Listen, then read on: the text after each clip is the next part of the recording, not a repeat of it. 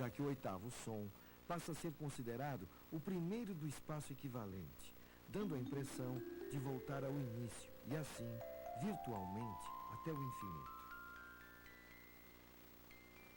Em lugares onde certas tradições milenares ainda são mantidas, podemos ir buscar mais informações sobre as variadas maneiras de organizar os sons com o propósito de fazer música.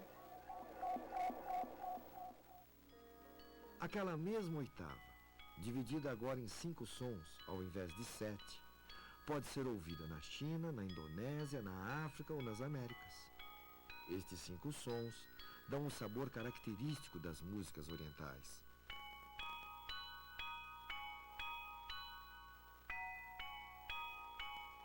E também do blues americano.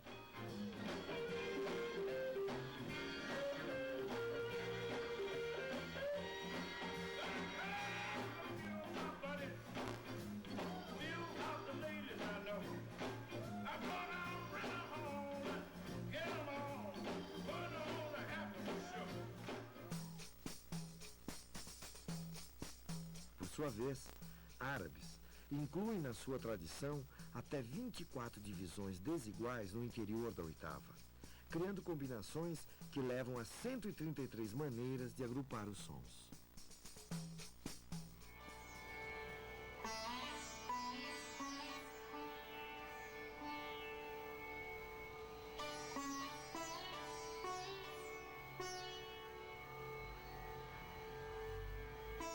O sistema musical do norte da Índia tem 22 notas. São intervalos muito pequenos de som, que são chamados quartos de tom. E no sul da Índia eles têm 28 intervalos.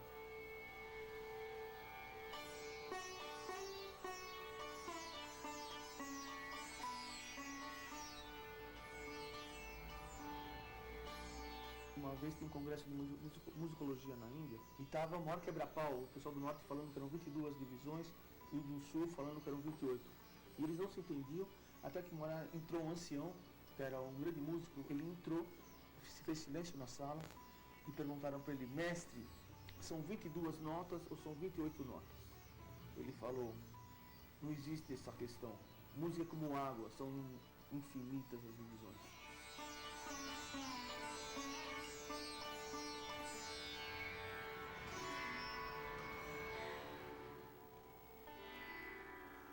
A música clássica indiana tem 10 escalas básicas que se subdividem em 64 e depois existe uma análise combinatória entre elas.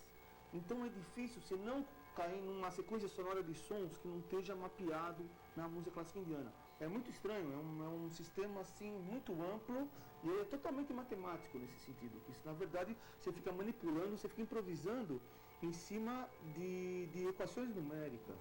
Você faz uma análise combinatória, é um jogo. Imagina, com essas 7 notas, você está com as 7 notas, você fica brincando com elas.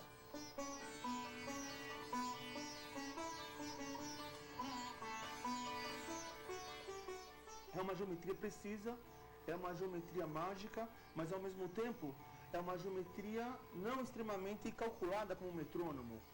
Isso acontece muito no ritmo indiano, por exemplo. Um percussionista vai mexer com ciclos. Porque o tempo na Índia é sempre pensado como um ciclo. É um ciclo mágico de números que se repetem.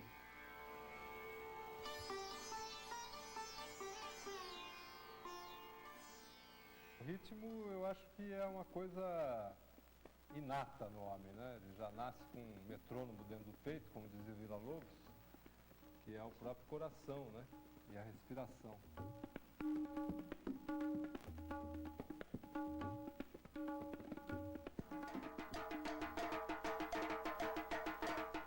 O tambor, ele toca e diz, gente, venha para os orixás, sai um pouquinho da sua estrutura terrena, da sua vida de pé no chão, né?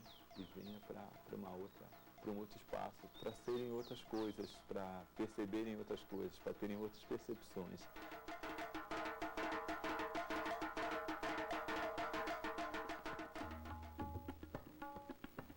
Esse ritmo é a representação matemática cósmica, porque ele está presente na natureza e está fortemente presente, obviamente presente, às vezes não tão obviamente assim, mas na música, evidentemente, e nos instrumentos de percussão em geral.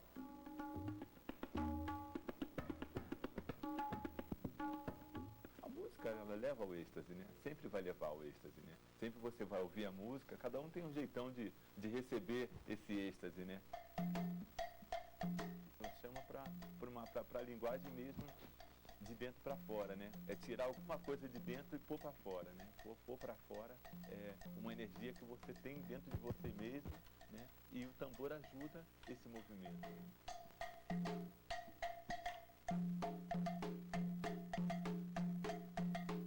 O ritmo, ele contém uma pulsação.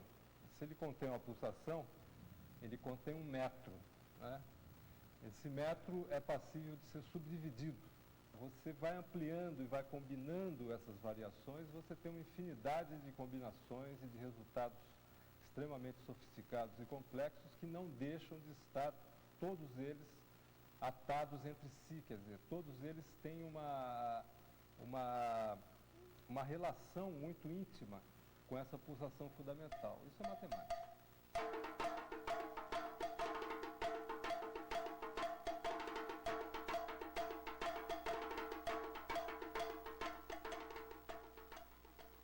Vamos continuar nossa viagem através dos tempos e descobrir que durante muitos séculos, e mesmo nos dias atuais, a música continua servindo como uma espécie de ponte entre o céu e a terra.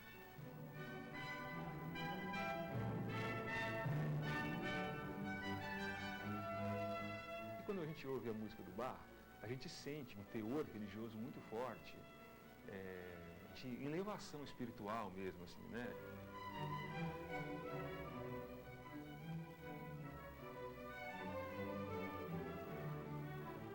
E, ao analisar a música dele, você também vê um amor tão grande à pesquisa musical, matemática, quase científica, entende? Que só se fosse uma busca pela perfeição, né? Atingir Deus por uma perfeição.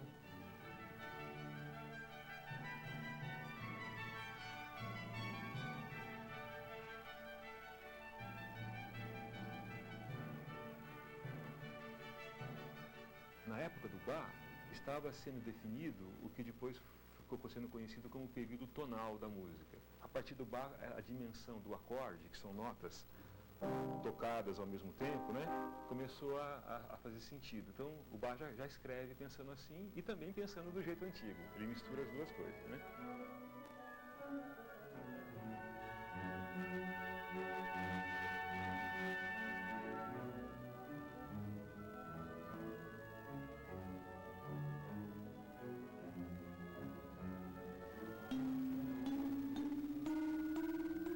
O temperamento consistia em dividir a oitava em 12 porções de tamanho idêntico. Afinando os instrumentos dessa maneira, qualquer melodia poderia ser transposta para outros lugares do teclado. E a reconheceríamos como sendo a mesma música, mas em tons diferentes. Esse intervalo pode ser dividido de várias maneiras, né? Os hindus dividem, sei lá, mais do que 12, os chineses gostam da divisão em 5, né? Então os ocidentais acharam uma maneira exata, né? Bem a nossa cara ocidental, de dividir esse intervalo em 12 frações iguais, né? Isso foi chamado de temperamento, porque é um temperamento em relação à natureza. Imagina que você pega um tubo, assopra esse tubo, né? Sai uma nota bem grave. Aí você assopra de novo, sai outra nota, que vai ser a oitava da primeira. Aí assopra de novo, sai outra, que é a quinta da segunda. E se você conseguisse tirar uma série de sons, que é chamada série harmônica, né? Só soprando esse tubo, não dariam essas notas aqui. Entende? Quer dizer, a natureza, os sons, da maneira como eles estão na natureza, não é a maneira como está no teclado dos instrumentos ocidentais. Essa maneira é chamada de maneira temperada.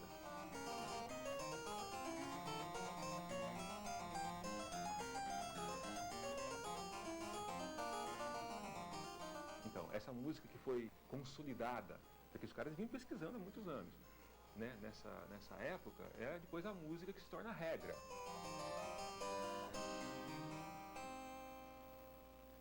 E o Bach, para demonstrar e para estudar isso, ele falou assim, 12 notas, então eu posso fazer 12 músicas em 12 tons diferentes, tanto no modo maior quanto no modo menor. Então ele escreveu Cravo Bem Temperado, em 24, com 24 tons, né? Dó maior, Dó menor, Dó sustenido maior, Dó sustenido menor, Ré maior, Ré menor. E depois escreveu de novo um outro volume com mais 24, quer dizer, 48 peças, quer dizer, ele estava estudando, entendeu? Assim, eu vejo o Bach, não sou só eu que vejo, né? Muita gente vê como um grande pesquisador da linguagem musical, dos aspectos musicais e matemáticos da linguagem, né?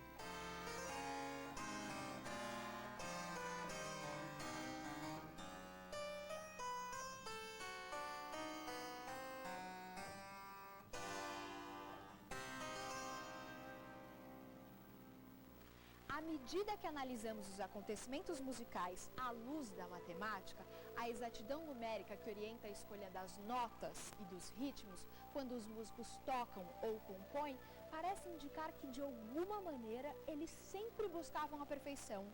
Vamos entender isso melhor?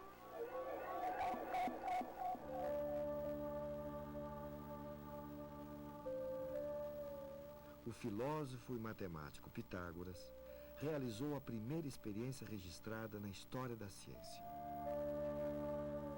Pitágoras construiu um instrumento composto por uma única corda estendida, que poderia ser pressionada em lugares calculados, e assim geravam sons que mantinham relações aritméticas. Para entender isso melhor, observe a sequência. 1, 2, 3, 4, 5, 6, 7.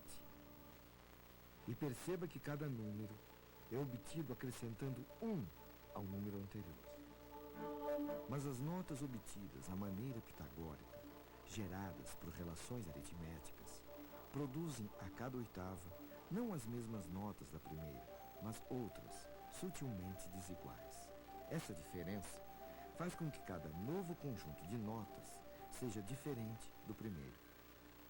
Se pensarmos em um esquema para representar esse fenômeno sonoro, as escalas pitagóricas geram não um círculo, mas sim uma espiral de notas.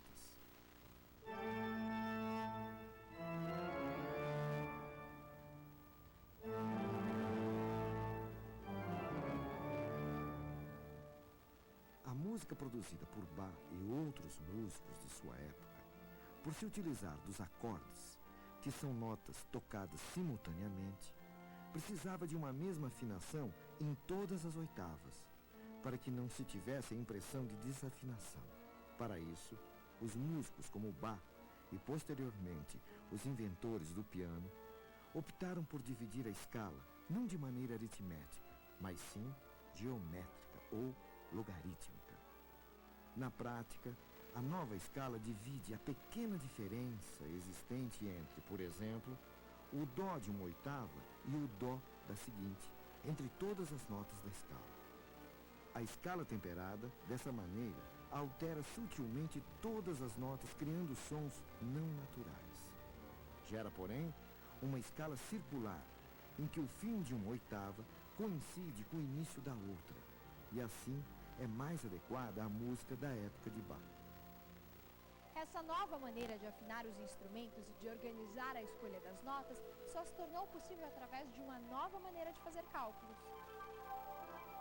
Os logaritmos foram criados por John Napier em 1614 e são um modo de fazer cálculos. Essa sequência de números 0, 1, 2, 3, 4, 5 e assim por diante é uma sequência aritmética, pois cada número é obtido acrescentando-se 1 ao anterior. Já uma sequência geométrica como 1, 2, 4, 8, 16, 32, 64 é obtida multiplicando-se por 2. Pois bem, os logaritmos nasceram quando buscamos encontrar uma relação entre essas duas sequências numéricas. Perceba que uma sequência geométrica pode ser escrita da seguinte maneira. 2 é 2 mesmo, ou 2 vezes 1, ou ainda 2 elevado a 1.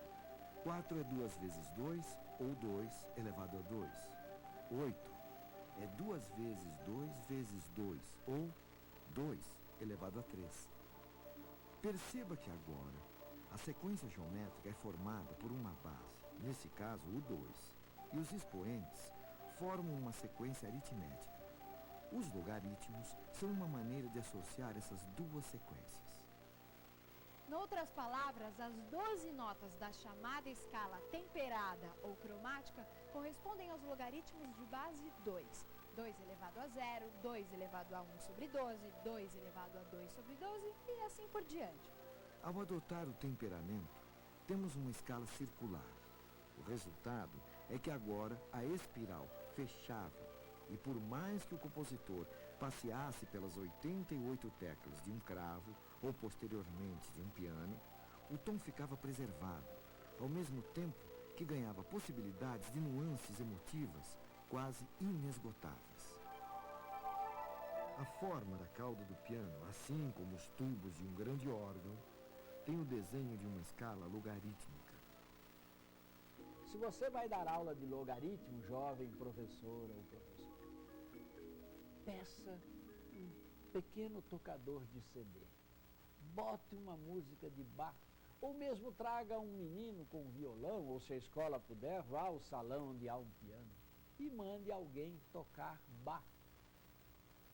Ao ouvir, ele vai estar preparado para entender a ideia de logaritmo. Pois, tocar Bach nada mais é do que dedilhar sobre logaritmos.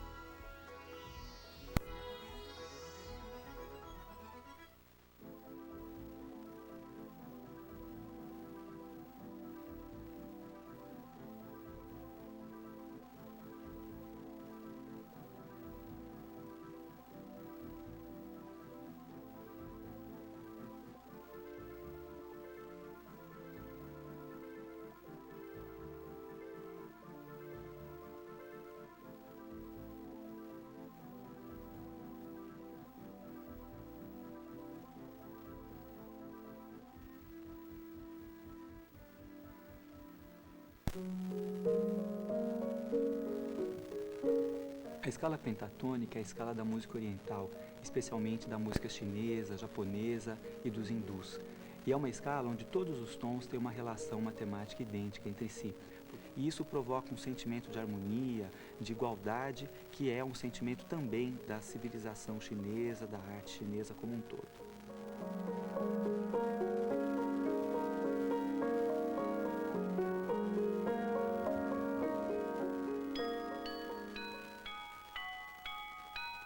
Aquele sexto som encontrado pelo nosso chinês também traz uma relação matemática complexa com o som original, de 15 por 16. Além do que, 15 por 16 é quase 16 por 16, ou seja, 1, o som original. Pela extrema semelhança e pela complexidade existente na relação desses sons, ele foi afastado do universo sonoro chinês. Foi justamente a incorporação dessas combinações de sons que incomodavam o ouvido que deram vida à música tonal, imortalizada pelo compositor Johann Sebastian Bach. Bach certamente percebeu que se o trítono estabelecia a relação mais complexa entre os sons de uma escala, ao escorregarmos esses sons para os que estivessem imediatamente ao lado, ou seja, Fá para Mi e Si para Dó, sairíamos da dissonância para a consonância, do ruído para o prazer, da tensão para o repouso.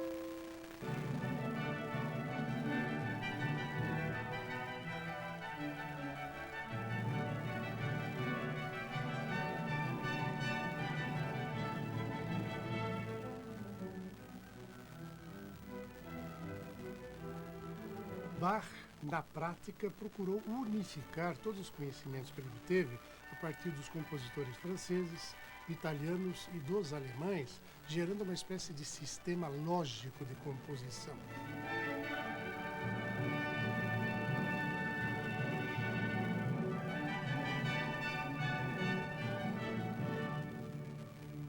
Usando principalmente a questão do trítono, que era chamado de o diabo na música, né? Porque ele gerava instabilidade que no discurso musical incentivava as emoções profundas, o que os religiosos da época principalmente abominavam. E ele trabalhava com o trítono para gerar instabilidade musical, portanto tensão musical, e com as melodias para gerar a parte estática da música, a parte contemplativa.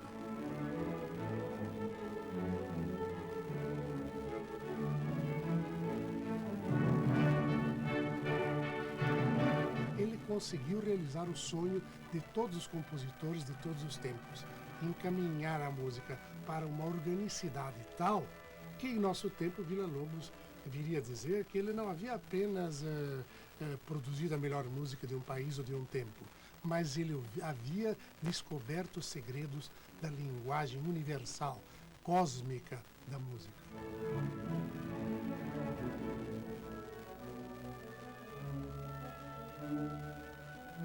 Meu caro amigo, eu sempre tenho prazer, quando eu faço uma coisa, eu tenho prazer.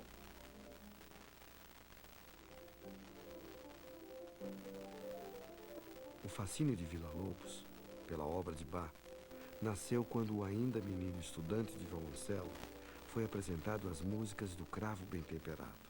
Anos mais tarde, Villa compõe as suas Bachianas Brasileiras, que teve a obra de Bach ao mesmo tempo como fonte de inspiração e alvo de homenagem.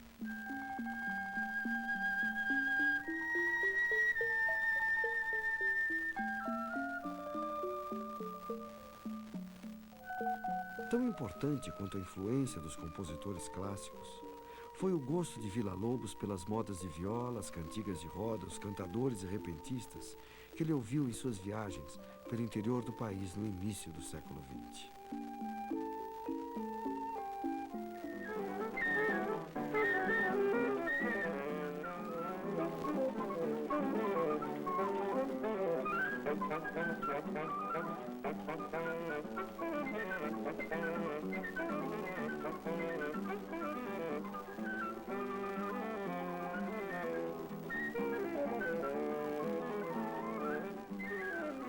Villa-Lobos se inspirou também na música praticada nas ruas e praças do Rio de Janeiro, compostas e executadas pelos chorões, músicos populares que tocavam nos bares ou em festas da cidade. Tal interesse o levou a estudar violão escondido de seus pais, que não aprovavam sua aproximação dos autores daquele gênero, considerado marginal.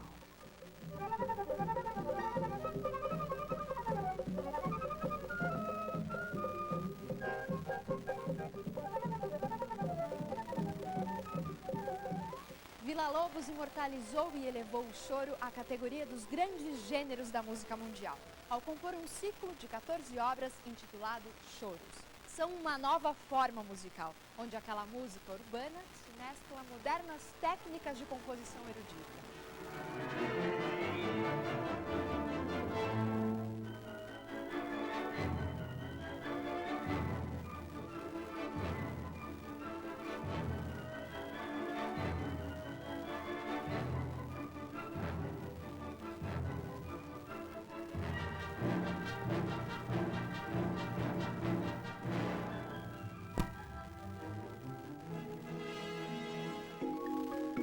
Não sei se você sabia, para Pitágoras, a beleza está associada à simplicidade da representação matemática. Por exemplo, o cubo era para Pitágoras a expressão a 3 dimensões mais bonita que ele podia conceber. Já no plano, o círculo e a sua harmonia era o que havia de mais belo. Ele gostou tanto dessa sua ideia que chegou a dizer: tudo é número. Isto é, ele queria dizer que todas as relações possíveis podiam ser expressas por uma relação matemática. E quanto mais simples fosse essa relação, mais bela seria esta expressão.